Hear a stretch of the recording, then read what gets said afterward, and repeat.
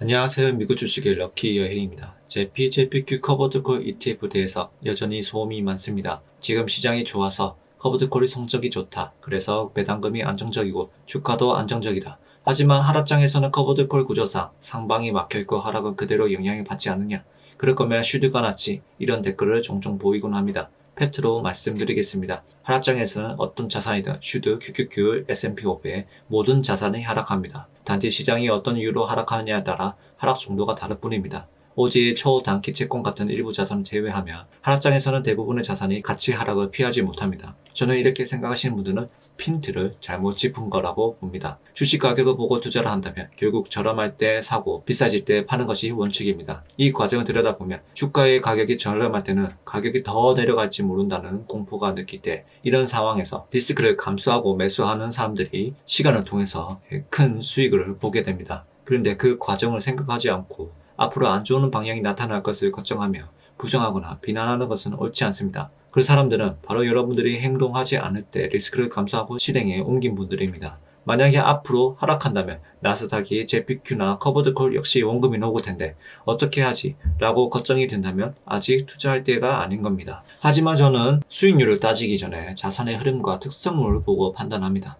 그리고 그것을 바탕으로 평균적인 흐름을 기준을 두고 투자합니다. 시장의 분위기에 따라 가격은 변동이 되지만 자산의 본질은 변하지 않기 때문이죠. 저는 트레이딩보다는 자산의 형태와 특성을 분석하고 투자하는 것을 선호합니다. 그래서 오늘은 하락장에서 JPQ가 주가 흐름은 어떻게 되는지 백테스팅 결과를 보시고 직접 판단하시면 되겠습니다. 먼저 JPQ 상장 1 이후부터는 QQQ 주가 흐름입니다. 보시다시피 JPQ는 QQQ 흐름을 그대로 따라갑니다. 다음은 1세대 커버드콜 QRLD입니다.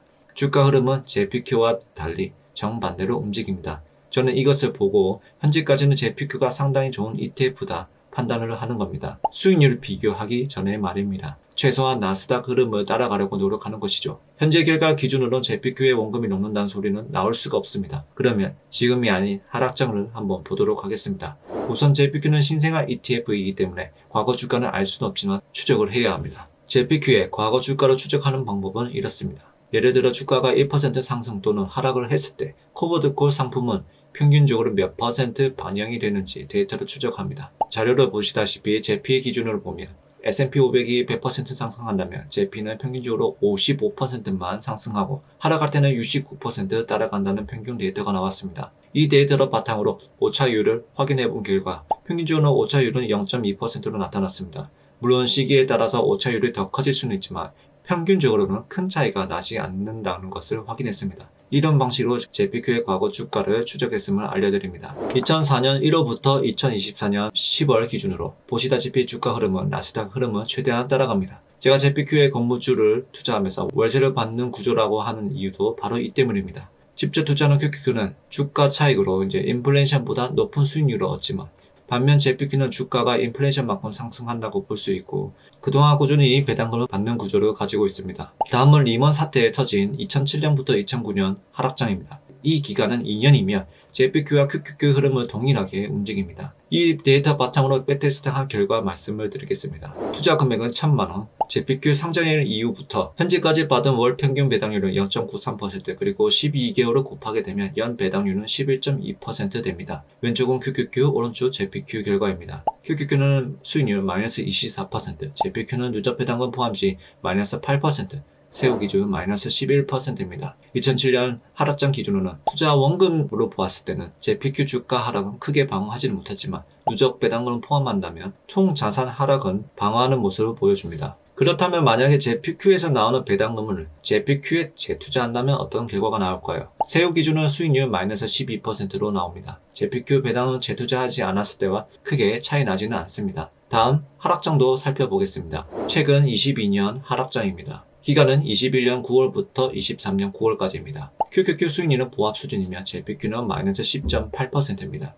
주가를 보시다시피 커버드콜 특성상 하락의 영향을 그대로 받고 주가 상승은 제한적이기 때문에 주가가 회복하지 못하는 모습을 확인할 수 있습니다. 이 기간 동안 받은 배당금으로도 투자 원금을 완전히 방어하지는 못했습니다. JPQ의 배당금을 JPQ에 재투자한 경우도 결과는 크게 다르지 않습니다. 2007년과 2022년은 비슷한 느낌으로 하락이 진행되었지만 2007년 나스닥은 같은 기간 동안 2년 내내 주가가 회복되지 못한 반면 2022년은 빠르게 주가가 회복하면서 이런 결과가 나온 것으로 보입니다. 커버드 콜 특성, 주가 상승 제한, 하락 영향은 그대로 받는 건 사실이지만 하지만 그동안 받은 배당금을 통해 또 다른 기회를 얻을 수 있다는 건 분명합니다. 그렇다면 제가 그토록 자주 말하던 커브드 콜 플러스 레버리지 투자는 어떤 결과가 있을까요? 먼저 2007년입니다. 제 퓨큐에서 나오는 월 배당금으로 QAD 투자한 결과입니다. 수익률 마이너스 15.8%. 배당금으로 QAD 매수했지만 주가 하락의 폭이 워낙 커서 아주 큰 성과를 얻지는 못했습니다. 그렇다면 기간을 조금만 더 늘려보겠습니다. 2009년 7월 QAD 주가는 1.19달러로 2010년 10월에는 2달러 정도로 약 80% 증가하면서 수익권으로 돌아서게 됩니다. 하지만 여기서 흥미로운 점은 백테스팅 기간이 17년 전이지만 QAD 보유 수량이 1000개가 넘었다는 것입니다. 현재 가치로 따진다면 10만 달러, 약 1억 4천만 원 해당됩니다. 상상은 여러분께 맡기겠습니다. 다음은 2022년입니다. 수익률은 마이너스 7.6%. 마이너스 기록을 하고 있습니다. 이 결과 역시 기간을 조금만 더 늘려보겠습니다. 24년 12월 기준 수익률은 30%로 회복되었습니다. 같은 기간 동안 QQQ의 투자 수익률과 비슷합니다. 같은 하락장이라도 JPQ와 QAD의 수익률이 달라지는 것은 같은 기간 기준으로 다른 흐름을 가지고 있기 때문입니다. 하지만 이 영상에 처음에 말씀드렸다시피 수익률을 떠나서 자산의 형태와 특성을 통해서 투자한다고 말씀드렸습니다. 이번 영상은 커버드 콜 ETF JPQ가 하락장에 원금이 녹는 것이 정말 사실인지 백데이터 분석으로 한번 알아봤습니다. 커버드 콜이 하락장의 평가 금액 기준으로 원금이 녹는다는 것은 어떻게 보면 맞는 말이지만 결국 시장이 하락해서 모든 자산이 하락을 한 것입니다. 녹는다는 기준은 사실 올바른 표현이 아니라고 생각합니다. 하지만 거기서 나오는 높은 인컴을, 즉 확정 수익을 통해서 다양하게 활용이 가능합니다. 전체 자산 하락을 방어하는 용도로 사용이 가능하고 반대로 높은 인컴을 통해서 미래의 가치가 커질 자산에 투자도 가능하다는 것입니다. 이번 영상도 시청해주셔서 감사합니다. 모두 미국 주식으로 럭키 여행이 되시길 바랍니다. 감사합니다.